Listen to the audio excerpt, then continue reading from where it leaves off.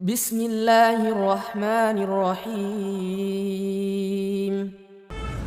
ولا اور برا کے احکامات وہ موضوع نہیں ہے، لیکن دین کی بہت بڑی بنیاد ہے۔ حدیث رسول صلی اللہ علیہ وسلم نے کہا کہ اوثق اور الایمان، حضرت ابن عباس کہتے ہیں ابو ذر روایت سے اللہ کے رسول نے فرمایا کہ کیا تم جانتے ہو کہ سب سے مضبوط ایمان کا دستہ سب سے مضبوط کون سا ہے؟ تو پوچھا اللہ اور رسول بہتر جانتے ہیں۔ کہا اللہ کے لیے محبت کرنا، اللہ کے لیے نفرت کرنا، اللہ کے لیے دوستی کرنا، اللہ کے لیے دشمنی کرنا۔ اس کے احکامات ہمارے یہاں لوگ جانتے نہیں ہیں، جانتے ہیں تو مانتے نہیں ہیں، سیریس نہیں ہوتے، اور جو مانتے ہیں تو وہ افراط و تفریط کا شکار ہو جاتے ہیں۔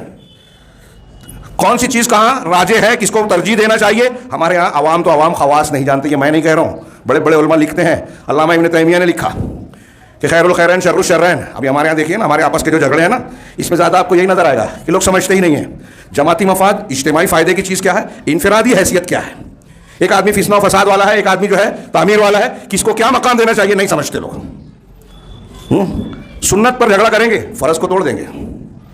ہم لوگ واقعہ نقل کرتے ہیں، سبق نہیں سیکھتے۔ حضرت عبداللہ ابن مسعود نے کہا کہ حج میں مینا میں 2 رکعت قصر کرنا سنت ہے۔ حضرت عثمان غنی کے زمانے میں امیر المومنین سے بحث کی ان سے، انہوں نے کہا کہ میں اپنے آپ کو مکہ کا رہنے والا مقیم سمجھتا ہوں، اس لیے آپ پوری نماز پڑھوں گا۔ حضرت عبداللہ ابن مسعود نے کہا کہ حاجی کے لیے کیا مکہ والا کیا باہر والا، سب کو قصر پڑھنی ہے، سنت یہ ہے۔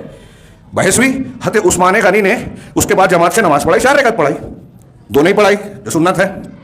حضرت عثمان غنی کا اجتہاد تھا، ہم ان کو غلط نہیں کہہ رہے ہیں، اجتہادی خطا ہو سکتی ہے، تب بھی اجر و ثواب ہے۔ حضرت عبداللہ ابن مسعود نے ان کے پیچھے بھی نماز پڑھ لی۔ آج کے ہمارے جو ذہنی کشتی لڑنے والے سوشل میڈیا پہ جو عمل نہیں کرتے، فرض بھی نہیں پڑھتے، سنت پہ بحث کرتے ہیں، وہ اگر وہاں ہوتے تو کہتے ارے حضرت ابن مسعود نے یہ کیا کیا؟ جمہوریت ہے نا بھائی ہمارے یہاں، تو خارجیت بھی آ گئی۔ امیر پر اعتراض کرنا، اس کے کیڑے نکالنا، یہ اپنی قابلیت کا مظاہرہ ہے، بہادری ہے۔ جہاں بہادری بتانا چاہیے، بدعت اور شرک کے رد میں ہم کو لوگ نظر نہیں آتے جیسے یہاں نظر آتے ہیں۔ تو حضرت عبداللہ ابن مسعود ہماری طرح اہل حدیث تو تھے نہیں، وہ حقیقی اہل حدیث تھے۔ انہوں نے نماز پڑھ لی، نماز کے بعد ہماری طرح کے کچھ لوگوں نے سوال کیا، ارے آپ نے کہا کہ یہ سنت تو ہے اور آپ نے 4 پڑھ لی ان کے پیچھے؟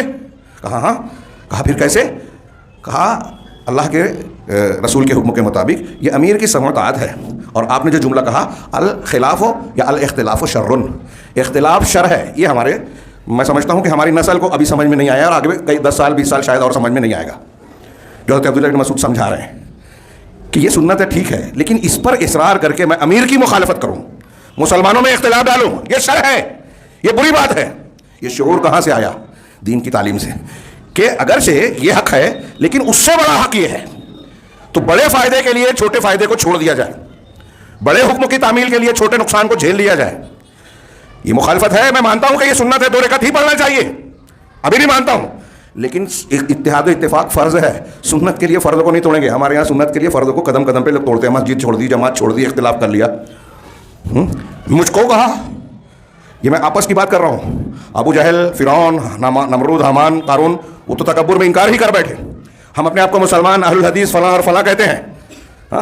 ایک شخص حنفی ہے، ایک شخص صوفی ہے، اس کو دیکھیے، اس کے سامنے آپ حدیث پیش کیجیے، اس کے طریقت کے راستے اور اس کے پیر صاحب کے جو بتائے ہوئے اصول ضابطے ہیں، عبادات ہیں، بتائیے کہ یہ بدعت ہے، مانے گا ہی نہیں۔